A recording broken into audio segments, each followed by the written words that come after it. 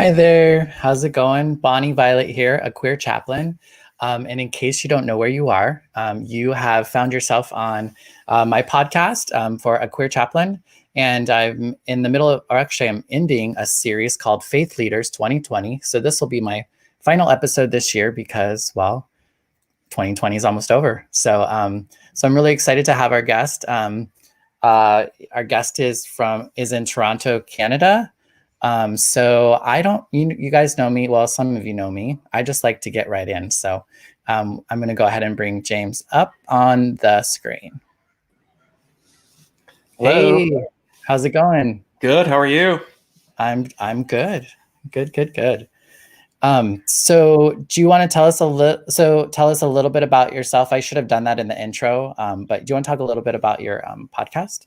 Yeah. So I started a podcast this year called This Little Light of Mine. And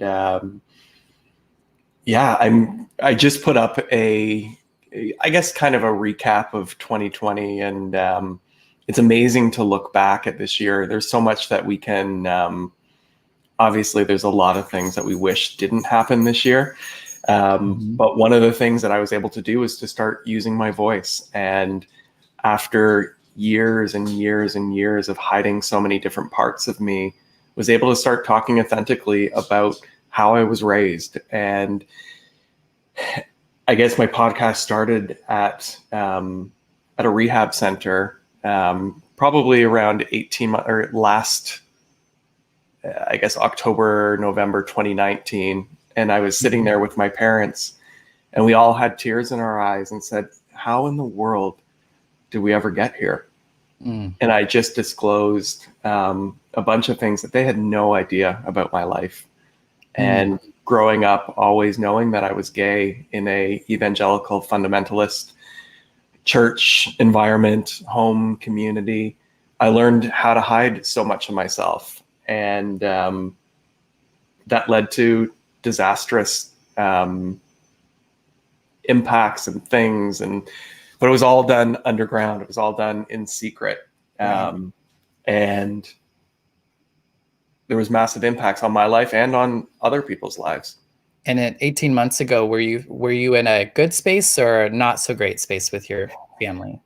You know what? We've always been that's a great question. We've been in a pretend space. And we've been in that space where I used to call, did you ever watch Leave It to Beaver? And the Cleavers, where we were kind of the perfect Powells, where you never really knew what was going on, but we always had that smile on our face. We always had the storyline and the perfect this, that, or the other. And so much of our life was that, but so much of it was acting. And the real emotion, rawness, vulnerability, ability to connect, none of that was really there. And for me, it was a desperate longing for that, but not ever really knowing how to get there. Yeah, I feel like I can relate to that a little bit. So did you feel like you could, did you only talk with your parents about certain things? Well, it's interesting. I was fully out to my parents. They knew about a lot of my life, but some of the stuff that I was sharing with them were early traumatic events. So kind of slipping out and going into the gay community, starting like going to bathhouses at 12, 13, starting kind of my sexual exploration at such a very young age. And to be honest, like, that's kind of gay life, where so many of us kind of escape to any place where we feel there's connection. There's what I would now call an illusion of love, or an acceptance of somebody just saying, hey, you can be who you are. You don't have to hide anything. And definitely up until last year, I would never have called any of that stuff trauma. I would have said, like, hey, my life was fine. My life was great. But as I look back now, like, no 12 or 13-year-old should ever be in an environment like that. And yet, for me, that environment, as I compared it, because I would go down on Sundays and I would take the train into the city and kind of find my way there. And I felt like a sinner on Sunday morning at church, where I was unwanted, unloved, I was dirty. And even though parts of me knew what I was doing was wrong, when I would get to the bathhouse and when I go there, I became a saint. I became adored. I became wanted. Right. And there was a lot of obvious now trauma and sexual assault and abuse in those situations. But I felt wanted. I felt welcomed. And it's interesting, just when you kind of put those two things together, the space where I should have felt wanted and accepted and loved and welcomed, I wasn't. And this space now where I could say it was sexual assault, that's where I did feel welcomed. And so it was sharing those types of things with them, and the ramifications of, this is what happens when you teach a child that they're not allowed to love, that they can't be who they are. Right. And so it was a lot of that kind of conversation. Really kind of what I'm learning in life is that we spend so much time and emphasis on these big events, like I'm coming out as gay, or I'm coming out as trans, or I'm coming out as whatever. And then we believe this fantasy, or at least I believe this fantasy is like, okay, the hard part's done. And yet we're always having coming outs. We're always finding ways to get deeper and more authentic and more open. And I think the sad part with my family is when you grow up in an environment where you don't feel comfortable to do that, where you there's still a lot of trauma and baggage where it doesn't necessarily feel safe to be that vulnerable, even though it's like decades later. Yeah. I think it can be a hard pill for probably a parent to swallow. I think, I know. I just so relate to what you're talking about, as far as like, I've had some time away from my family because I feel like I need to talk about some of those things with them, but I don't feel like I can. Like, I don't feel like they have the capacity for it, or maybe I'm just scared. I don't know. It's interesting. I forget the book that I was reading, but I was reading a book this summer, and one of the stories was about an older man who would write Christmas cards or write Father's Day cards. And it hit him one day. He's like, I've always hated writing those things. And he connected why. And he's like, well, because there's still a part of me that feels like when I'm writing, I'm abandoning myself. I'm that inner child in me that was beat, or that was abused, or that was told that he was wrong. I'm cheating on that kid by pretending that everything is okay, pretending that those things didn't happen. And it is, I can imagine, wildly difficult for parents, and for my parents, because they're not the people that they were 20, 30 years ago, yet they are the people that they are. And they keep having these conversations, and lots recently saying like, what can we do? How do we, like, when we hear you share, like it tears us up inside. Oh, wow. And we had this conversation just a couple of days ago, and I said, well, it's hard because I don't want to say I'm a lost cause, because I'm not. Right. And yet I think that's the thing with developmental trauma. That's the thing with spiritual abuse. You don't just snap your fingers and one day say, okay, water under the bridge, everything's great, like, let's go back. And it's years and years and years. And they're during your developmental years. So that's when your imprint in your brain is developing, and all of those things where you need that unconditional love, you need that acceptance, you need that protection. And it's incredibly hard to share with my parents.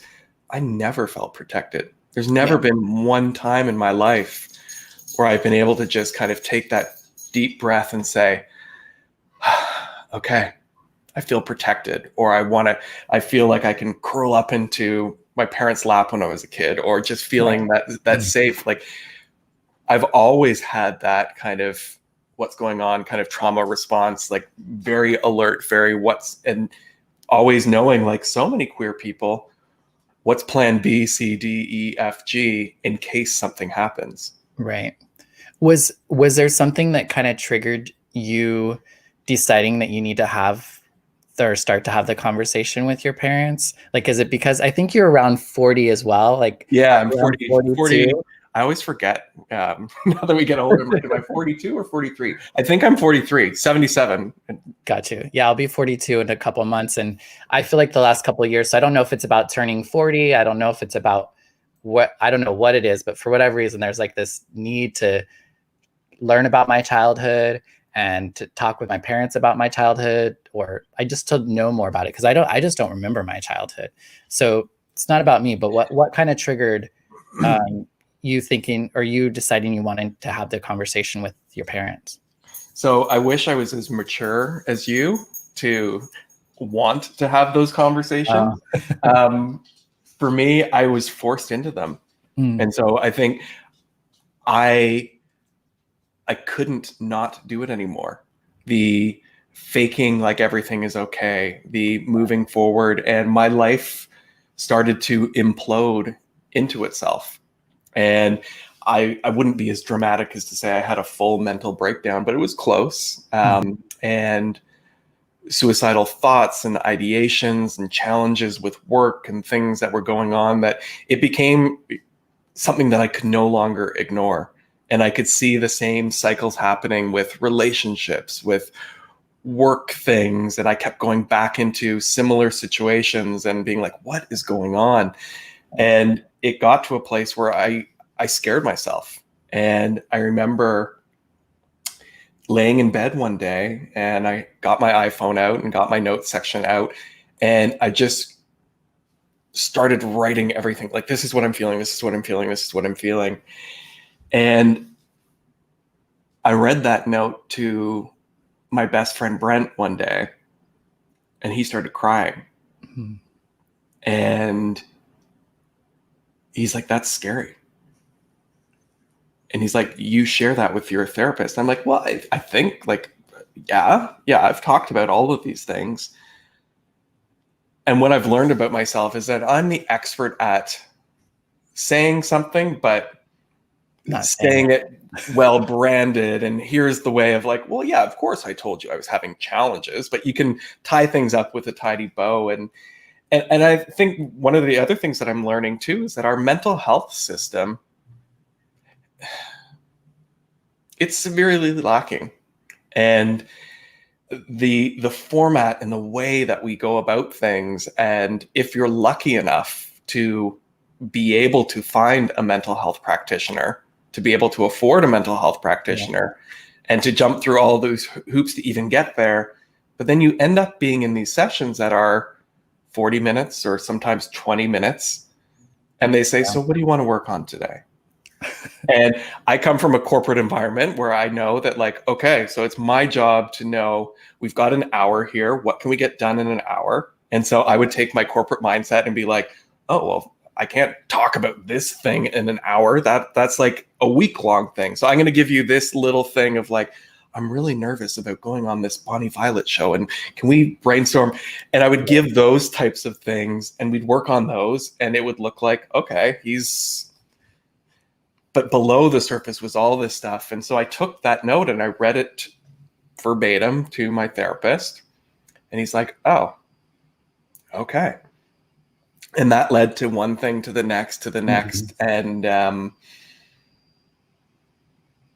I think it's about really getting honest with myself, really starting to look under the hood. And for me, that process, what really started too was I had to stop numbing. I had to stop alcohol. I had to stop drugs. I had to stop sex.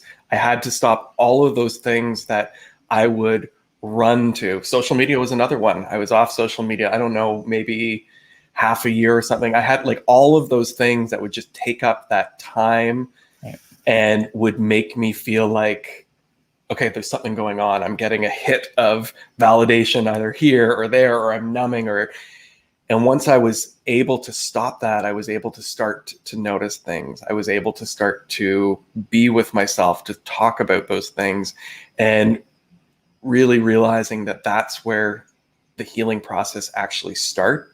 Right.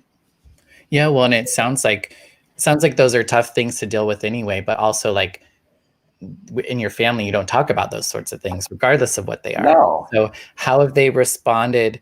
How has it been for like now you're talking about things that you just don't talk about? How have like um, well, and it's interesting, and it's one of those. I said to my parents, like we just had Christmas, and we don't talk about those things. Like, when is the appropriate time to talk about those things? Right. Like, these aren't the around the turkey with my nieces and nephews that are kind of 5, 6, 7, 8 up to 13. You don't talk about these things around the table. And I think one of the other challenges and one of the other things that is quite there's a deep loss and a longing for those conversations, but these are the kinds of conversations you're supposed to have with your parents when you're 13, 14, 15, 16, of like, I'm fucking up. There's drugs involved. I feel lost. Not in your 40s. And it's hard because you don't have that time with your parents like you do when you're a teenager. Right. Well, and does it, I mean, and sometimes it feels like, okay, like I know, like for me, I can be like, I'm 40, like I don't need my mommy, but I have these feelings of like, I need my mommy or I need my daddy to deal with some of these things that we didn't, I didn't deal with when I was young. So there's like this little person inside of me that's just like wants attention or something. It's so wild to have that awareness. At least that's what I hear when I hear you talking about like this idea of coming to, I don't know this part about yourself that maybe you didn't, I don't know. And then introducing that to your family, I guess. Yeah. And it's introducing it to myself as well. And I think as I hear your question, we're talking about anxious attachment and attachment styles. And for me, it's that push pull of not being able to really learn what healthy connection is, not being able to learn what it is to be known. And I am seeing how damaging some of my religious teachings and experiences are. And it's not just for queer people, it's for everyone, where we are supposed to not ask questions. You're only supposed to show certain types of feelings. You're not allowed to doubt. You're not allowed to, and all of those things equate to you're not being a human.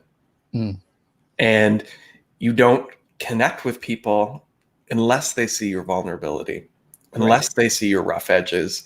And I think I've spent my entire life thinking, well, I'm this weirdo because I'm gay, but it has really nothing to do with that. It has to do with just not really learning how to be a human. Yeah. When I think it does feel that way sometimes, where it feels like everything is about being gay, even though it's not. It's like these challenges that you might be having or whatever. It's like, it's not because I'm gay. And I know for me, like, I didn't want people to think that I was unhappy or I was struggling or like I was having these problems because I was gay.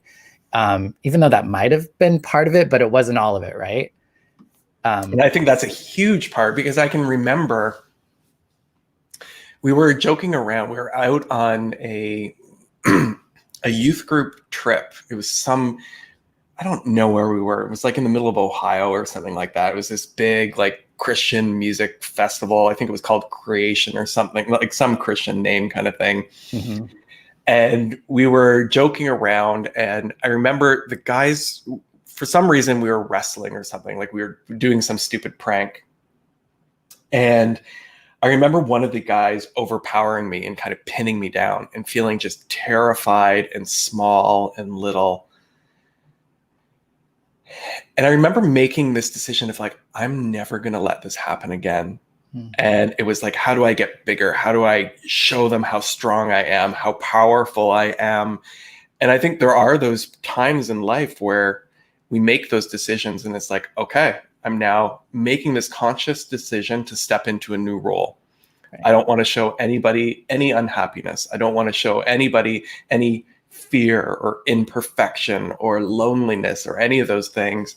And especially when you choose to walk away from the church or to come out, it amplifies that to an exponential degree, because you don't want to show any crack of any kind of discontent, because it'll be, well, it's because you're sinning. It's because Right. you're in this choice of a lifestyle that is whatever the label that it gets put on it. And you don't want to give anybody any ammunition. Yeah. Yeah, definitely. And did you so let's about that, like how was your relationship with, say, religion? I'm assuming that I've listened to your podcast a little bit, and I think there's like the common narrative of like church tells me not to be gay, but where was God in that for you? Like, to me, I feel like God is separate from church sometimes, and I'm just curious Absolutely. if that was your experience at that time. You know what? God to me when I was growing up was this combination of like a magic 8 ball, a surveillance camera, a S&M person with this whip kind of looking down, and like Judge Judy, Is all it kind of, but right? incredibly loving and giving Mhm. all at the same time. So it was this like weird mix of all of these different things that don't really go together at all. And it was this push pull of like praying for others, because that's what I was supposed to do, praying to take away the gay, being thankful for things, being terrified of things. And it really wasn't until, and yeah, I did all the right things. I did the communion, was terrified about that, thinking like I was sinning. I accepted Jesus Christ into my heart as my personal savior probably a billion times, because I kept thinking I was doing it wrong because I didn't feel not gay after doing it for the 400th time. Right. All of those types of things. And really, it was probably in my 30s or 40s where I started to have an actual relationship with what I call God, Mhm. and realizing all of the things that I've been trying to exile from my life, from my mind, from my body, my knowing. I've been trying to exile God. Mm. And so much of what we are taught in a religious environment, in my opinion, is taught how to ignore God, not how to listen to God. Right. Yeah, there's definitely some boat. They're missing the boat somewhere, I think, in a lot of ways, because it seems like it's either just like a list of what to do, what not to do kind of thing.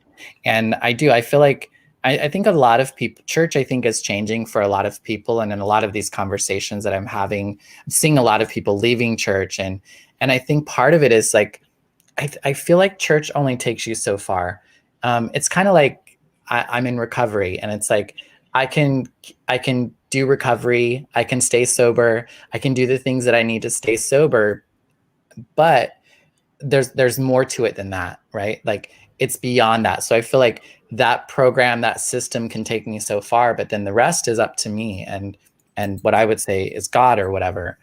And I Um, think that's a great example and a great comparison, because when I am in the rooms, and again, this is not to speak ill of anyone's recovery, but what I don't want for myself is I don't want to be that addict that is white knuckling it at 15 years of sobriety, going to the same meeting every 3 times a week.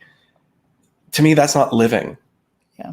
I want to understand and be at peace with myself. I want to love myself and be more gracious and generous with myself. And it's not about kind of upholding this strict kind of regiment of like, well, if I don't go to a meeting, I'm going to slip and I'm going to this and that. It's, to me, that's not life. And so much of my Christian upbringing was that.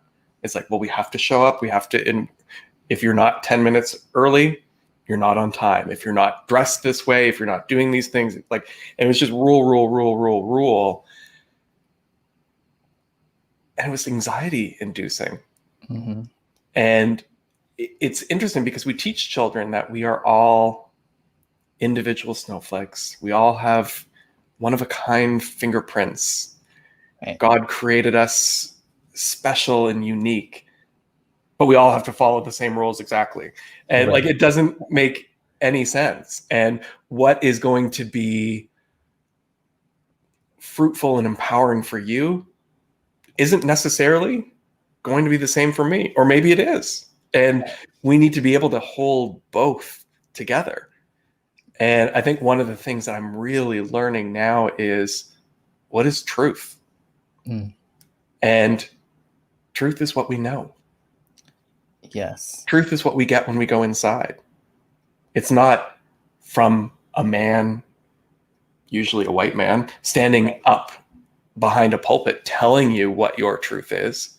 Yep. You already know it. Yeah. And I think this journey is about us remembering that and going back and discovering what we already know. Mm-hmm. Yeah, I mean, I feel like there's a knowing that's already in us. I just feel like there's been very few times in my life when I've had to really connect with that knowing. And the knowing is almost a not knowing. It almost comes in a not knowing. For me, I find myself really connecting with that knowing that I feel like has always been there when I'm talking with somebody who is not wanting to live anymore, or Mhm. I'm or like when my nephew, when it was, like, is like that. But there's very few times in my life, even like when I have to think about it, I guess, like when I have to really connect with that knowing, I get caught up in all that other crap. Well, and I think we've designed a society where we don't ever have to acknowledge that knowing. We've designed a society basically to distract us. Yeah. Until we hit a point where we're like in our 40s and we're like, F the world. Yeah, like, but if everybody acknowledged their knowing and followed that, our economy would collapse. Mm. Because you wouldn't need to purchase and consume and buy all of these things that we don't need. Like, Yeah. we've created this world so that we don't have to listen. Yeah, I mean, it's an addict. I think to be a human is to be an addict, right? Yeah. Like overconsumption, I think, is just part of Especially in our Western world. Yeah. Yeah, well, and it's almost like it's more so like celebrated, rather than like it's more of like something that's great to do with some things, right? And until it becomes messy, but usually by the time things get messy, it's a completely different thing for somebody to change behavior once things have already kind of gotten messy. Like it's more than just like a mind thing at that point. Absolutely. And we learn that from birth. We learn that through everything that we're taught. We learn that at school, at Sunday school. We learn that through friends, through commercials. Like, it's all about consumption. It's all about following the rules. And so, so I know I feel like the podcast just started this year, right? Was Yeah. that pre-COVID? So you know what? It probably was like, I think I started it in March. So it was like right around the time when we started going into lockdown. Mm-hmm. So it was something you had already planned on doing before like COVID hit? Yeah. So one of the things that actually I've been working on with my trauma therapist, and part of my recovery plan, is finding your voice. How do I start connecting these dots and sharing them? So number one, I do it for myself as part of my recovery plan, and have been realizing that it does allow me to be heard, to be known, to have that space to share deeply. And I think that's one of the things that I've been craving and wanting to shout about for many years. And I think a lot of my inner anger and turmoil and why I had to numb so much was that I never had that opportunity. And so many queer children growing up in religious environments don't have that opportunity. They're not heard, they're not seen, they're not known because they can't be. They're terrified to be. Right. Well, and to really share, to not perform stories, but actually share what's like really going on. Like I feel like that's what testimony is. That's what I know, that's a big word, but or that's like sharing your experience straight through hope. Or when I first got infected with HIV, like I told people that I was other young people that I was HIV positive, with the idea that they wouldn't get it, right? So that I could die and save somebody's life or whatever. But in that process, I found that people could still love me, and people, like, I still was a human, and I feel like it was just this powerful experience, and I got to meet other people like myself, or know that people had it worse than me as well. I mean, sharing a story is so powerful. And you were talking about, like, did you do marketing and that sort of thing prior to the podcasting? Is this a way of integrating everything? Yeah, so I've worked in marketing and branding and advertising for most of my life. So it was a way to it was neat to be able to use some of those tools and expand on some of those tools, and instead of using them for someone else, using them for myself. Yeah, yeah. Because, yeah, I mean, when I first came across your podcast, I was like, whoa, because it's just really well put together and well thought out, and it's just like probably the right formula for how to do a podcast. Well, I can thank the people at the Apple Store in Toronto, because literally I knew nothing about podcasting, and I walked in, and yes, it was right before the shutdown, and they have those today at Apple, and I was the only guy that showed up for a GarageBand demo, and they Right. walked me through everything. Oh, that's great. Yeah. So has there, through this process, has there been anything have you had any surprise kind of, has anything surprised you through this process of sharing over a podcast? You know what? That's a big question. I think what surprised me the most are the people that I don't hear from. And what I'm loving is being able to connect with so many new people around the world. And I'm realizing that sharing this vulnerable terrifies people. Yeah. People don't want to hear it. They don't want to talk about it. They don't want to go there. And sitting with that initially was hard, even with some of my good friends or colleagues or just people in my life, and realizing that that's okay. It still is, it's challenging because it is sharing parts of me. And I talked about that with my family too, where it's weird. Like, I'm sharing like deeply intimate things and we don't talk about them. It's just kind of like, okay, well, pass the potatoes. And we don't address those things. But I think it's not about me. It's other people's comfort levels. And I think one of the biggest breakthroughs I had this year over the holidays was, it's not me. I'm not broken. And for so much of my life, I thought I was the weirdo. It's like, why can't I connect? Why can't I have these conversations that I want to have? Why can't I? And I put all of that back on me. And this year, as I reflected on it, I was like, oh, it's not because of me. It's because other people can't go there. Yeah. Have some people in your life gone there, or have they also matched your vulnerability with sharing themselves, or have you had to kind of find a new group? Or there's definitely some people that are able to go there. And what I'm learning is there are so many other people out there that you meet that I would have had, like, I had no idea you existed. I have no idea, like, so many people existed. And it's being able to connect with them. And I think that's one of the amazing parts about this time in our life, is that we can connect with people all around the world easily. Yeah. And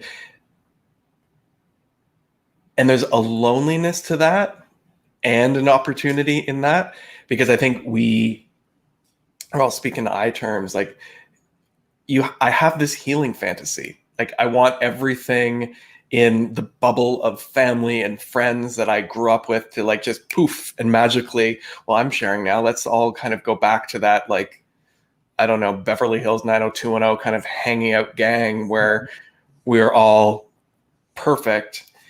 And that's not real. And just because that's not happening doesn't mean that I'm not growing. It's happening in different ways, and it's being open to that.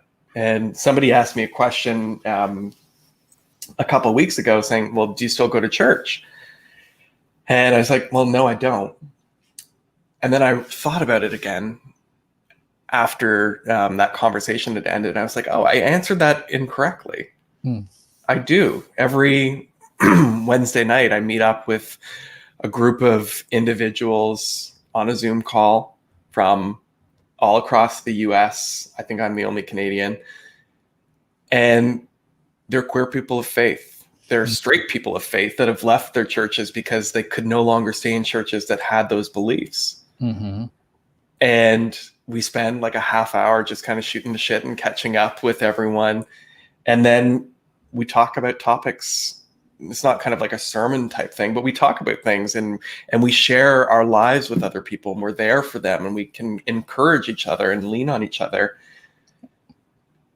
And I was like, oh, that's church. Yeah. But I think I had this like static image of like, unless it's in this building and you're putting the offering plate around and having communion and going through all the rigmarole, that it's not church. Yeah. And yet it is. Yeah. Do you feel like, I feel like sometimes as a queer person, I got lucky in the sense that like I get like, because church didn't love me the way I was, I got to find a God who did, and I got to find people who could.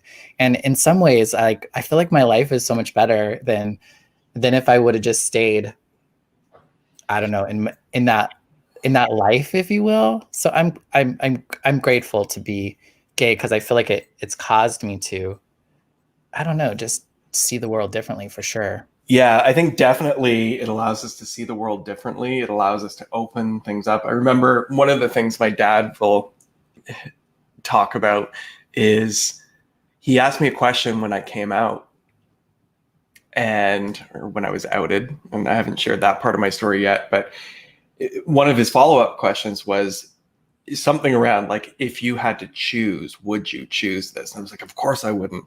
And that answer is so radically changed. Yeah. It definitely hasn't been the easiest path, but I wouldn't change it for the world. Yeah. Yeah, I think a lot of folks in time probably can relate to that as well. I definitely I wouldn't want to be anybody different either, but there are plenty of times in my life when I wished like I could just be like everybody else or whatever. And I think that's one of the things as I get older, and people always said, like, wait till you're older, it's not going to matter as much as, and they're right. Yeah. And it is about living your life, not living someone else's life. Mm-hmm. What have you found challenging with telling your story?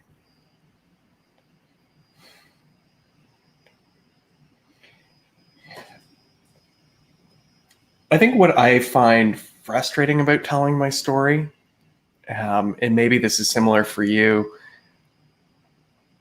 I don't get how people don't get it.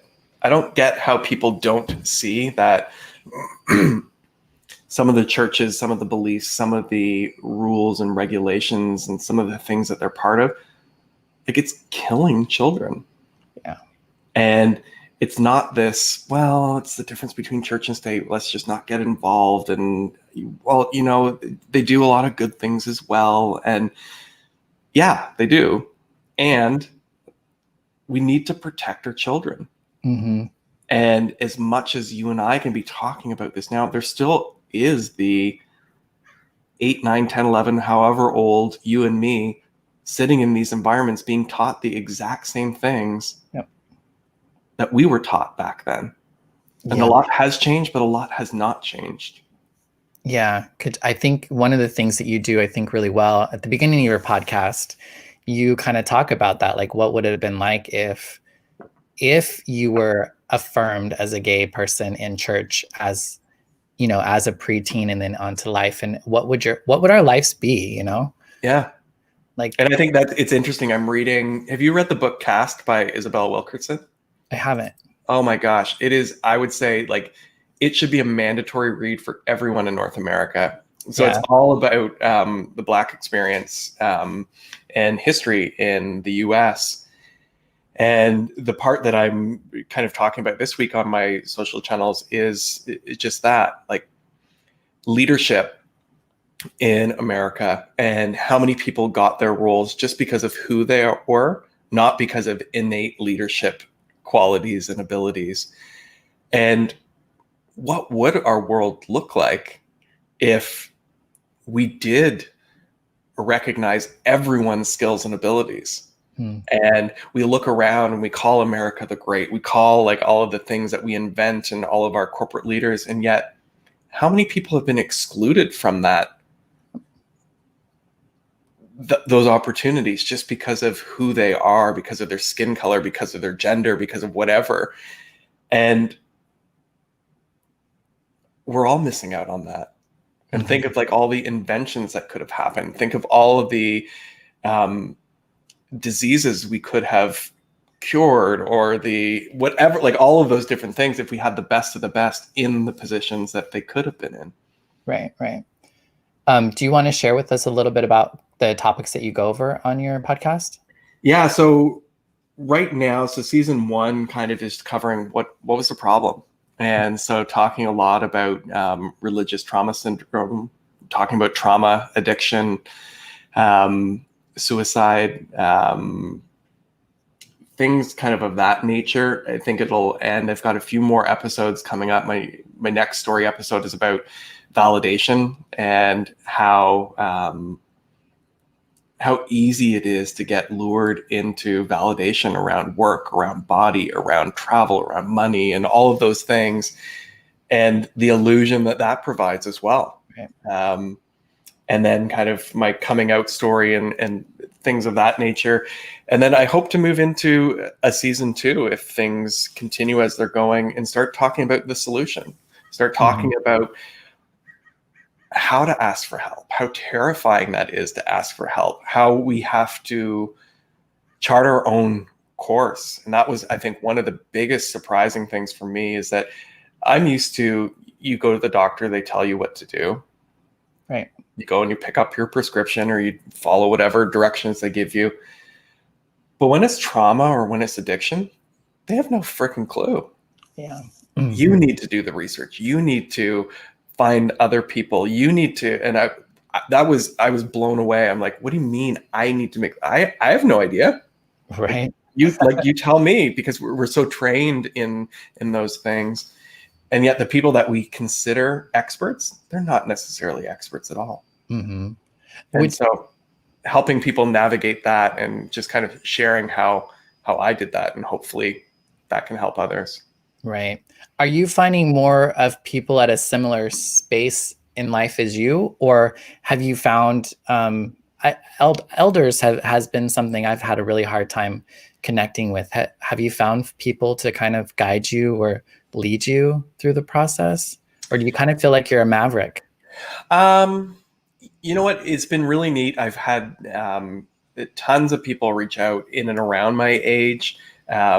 Parents kind of reaching out on behalf of their children. So it's been a real mix. I think I have this conversation with my good friends a lot of the times. I think one of the sad things about our generation and our time is that, and why it's so important for us to tell our stories, is because the generation before us didn't. Yeah. They weren't able to. Yeah. They were fighting for something. They were just fighting for the right to live. They were fighting for the right to have hospital care. They were fighting for the right to marry. And I think what we realize now is that, not that we're not grateful for that, Right, but laws and rules and things like that don't allow people to live. Yeah. And I think now, by telling those stories, like I would have died to listen to a podcast like this and kind of hear people talk about that. But the generation before us didn't really do that. They were silenced. They were kind of not there. And that's where I think it is so important that each and every person tell their stories. Mm-hmm. I was surprised to find how much more of people like us were out there already, because there was a feeling of like isolation for me, like I'm the only one who wants to talk about this stuff, like whatever. And then actually once I started like putting myself out there a little bit more, it was like, oh no, like no girl. There are people all over. And the thing that baffles me, it's like people have been doing this for like 30 or 40 years. You know, it's like it's not new to, you know, it feels new to me and that sort of thing. But there are people who've been healing and working through this for so much longer than I have. Right. And I think that's where I really appreciate you and your approach, because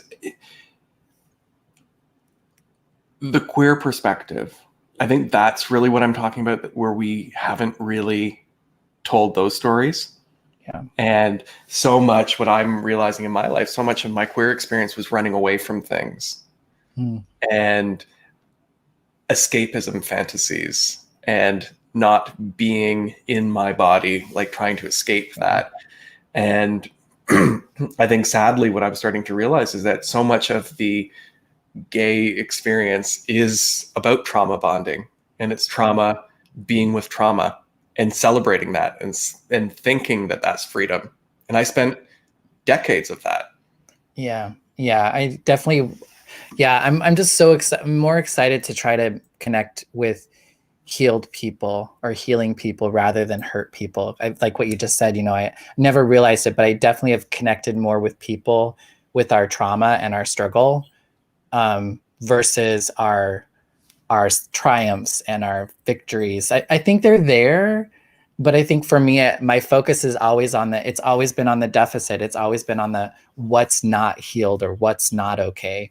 And definitely been trying to get into a space where I can live in the healing rather than like in the hurt that is still there.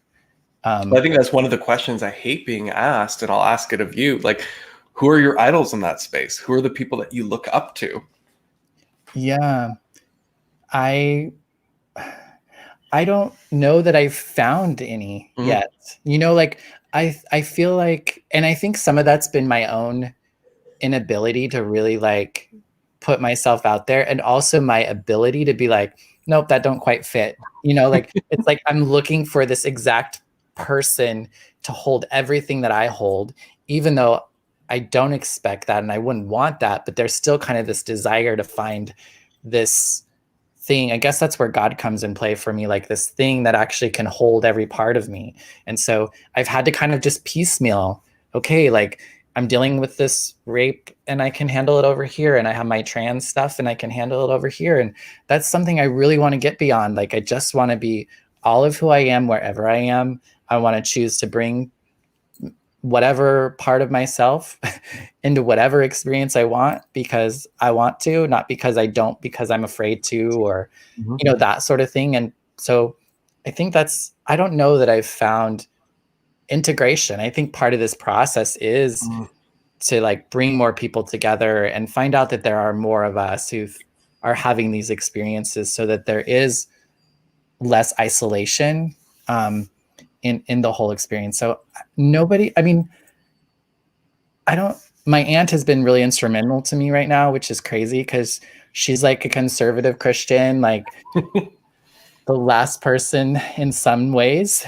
that you would think would be there for me. But she is like probably one of my strongest like allies right now, in my trans identity, in my spirituality, like in every aspect. It's been pretty cool that I've been able to kind of like lay it at the table.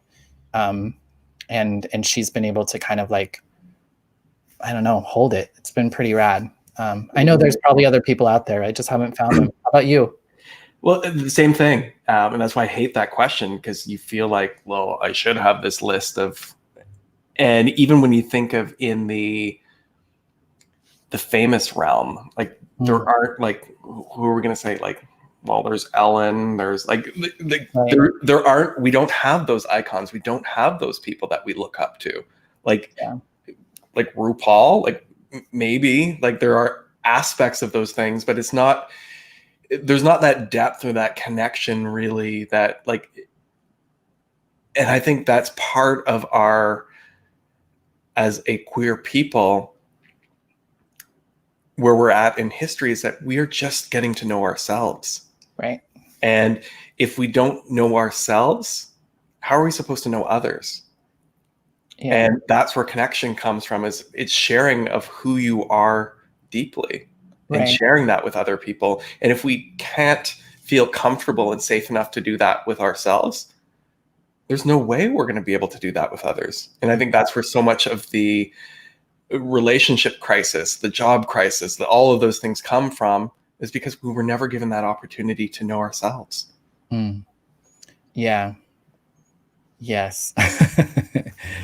That's what, so what else do you have, like, one of the things that I've also, in talking about being more integrated, what else is going on in your life that you are participating in or enjoying? You know what? It's, again, weird world. Nothing right now, which I'm extremely thankful that this year I've been able to do my best to focus on my mental health, focus on my recovery, sharing this stuff, which is part of my recovery plan. And I think, to be honest, that's one of the things that scares me. What is next? What happens when we get out of lockdown? What happens when we go back to normal? And I was sharing at a recovery group is that I have some anxiety when we start talking about this,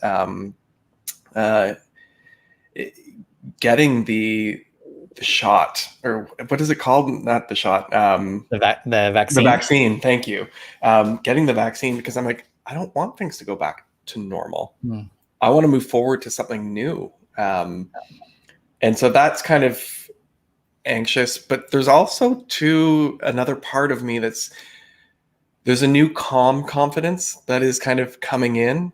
And again, when I sit with myself, when I go inside, when I journal at night, and when I spend that time, I do see that growing. But that's new for me. And finding and sitting and staying in that space. And so we'll see. Yeah. I feel you. I know I'm fine. Like, in a lot of ways, I'm really thriving right now, because it did cause me to, like, make some decisions to where, I quit my job and I'm doing this to see what happens, because I feel like it's what I need to do. But I've also been stuck with myself, and I've got to reflect on things, and I've got to cultivate different things. I don't know. It's just like I have a different gratitude for things. And I think, like a lot of things, I don't think there is any way we can really go back to normal. Like, I don't think, like, I've changed so much and I've been impacted so much that I don't think I could ever fall back into normalcy. I mean, I hope, because I think that's probably, like, the sickness, right? Is that we could just, like, fall back into that loop. Well, and I think that's one of my fears, is that I don't want to go back to that busy, that, like, just remembering when you're traveling for work and every night there's something going on, and you're like, from work to the gym to the dinner to the this to the that, and it's just, I don't want that anymore. And when you think of how much you give up when you're doing that, you're not able to have these kinds of things, because you're like, yep, sorry, no time. No, let's book in like 5 months from now, kind of thing. And that's not living. Yeah. Well, I think for so long too, I just gave up to the idea that it wasn't possible. And now that I can see that actually, no, some of this stuff can happen, and you actually know you can have a relationship with yourself. Oh, and you know what? You might even be able to be in a relationship and fall in love again. Like, that was a desire that I'm allowing myself to have now, that I had, like, thrown away a long time ago. That's great.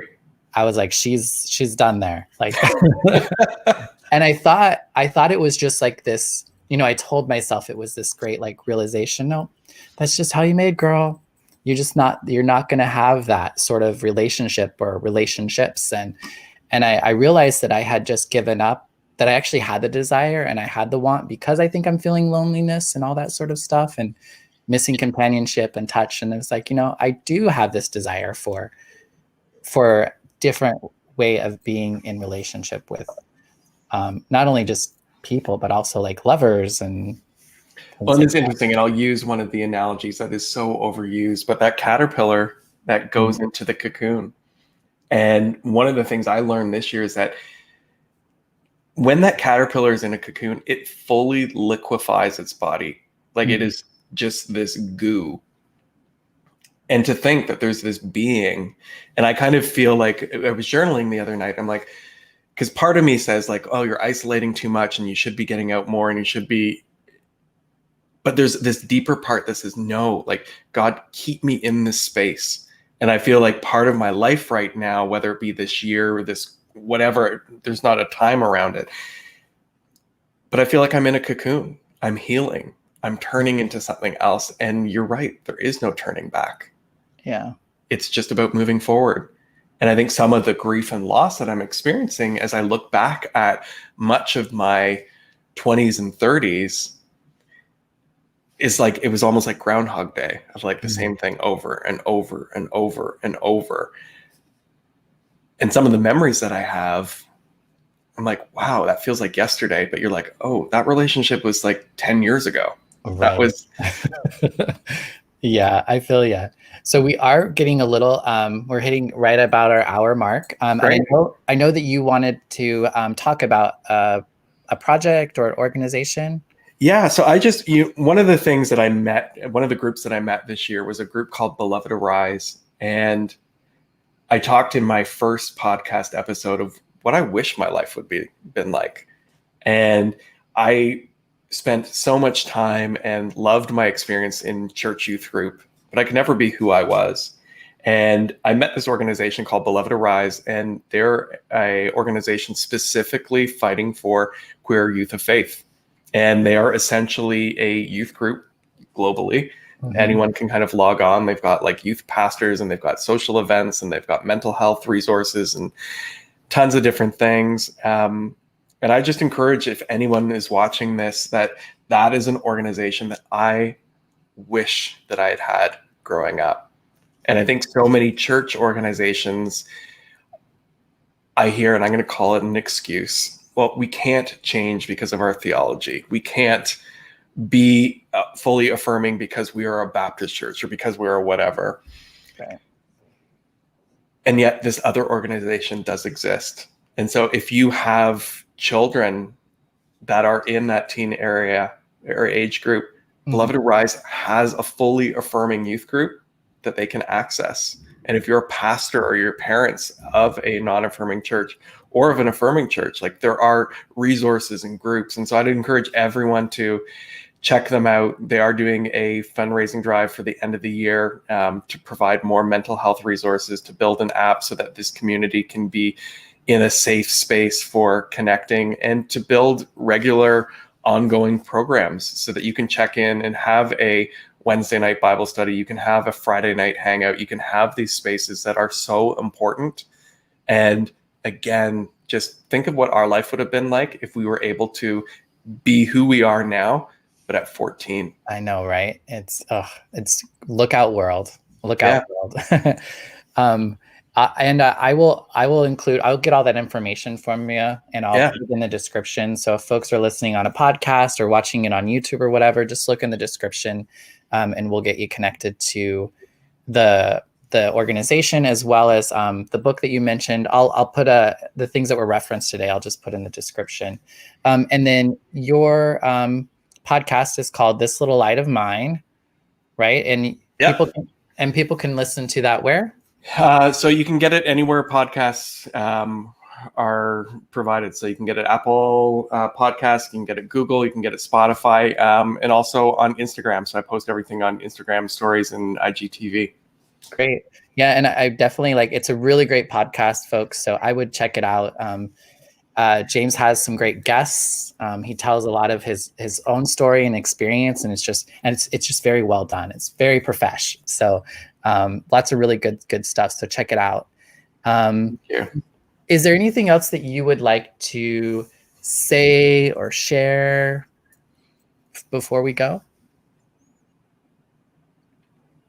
I just like to remind people that are listening, you're loved. And no matter what you may have been told,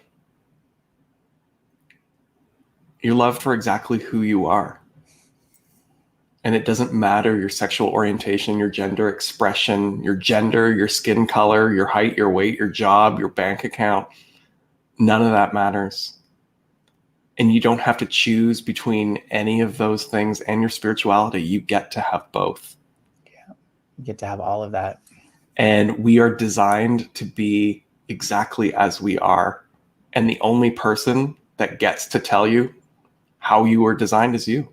Mm-hmm. And you go inside, you define that, you listen to how you were created, because we are all created individually, and we were created and designed to love, mm-hmm.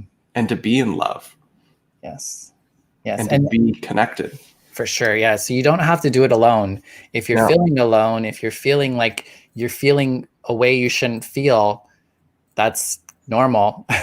And just like talk to people about it, because a lot of us are in that spot. I was hearing somebody talk recently, I think it was on the Red Table, and they were talking about suicide. But one of the people that was talking, she was ashamed of having the feelings that she was having because her life was great. She didn't have anything to be sad about. Or I think a lot of times people want to compare their life with other people, and like, oh, well, my life is better than that person's over there, so I have nothing to be like sad about or depressed about. But then that's when shame builds up, and secrecy, and I believe we're only as sick as our secrets. And that's a scary and dangerous place to be, for sure. So thank you for doing your part in being the light in the darkness. I love this little light of mine for your podcast name. I feel like there was something else I was going to bring up before we said goodbye. Can you think of anything? No.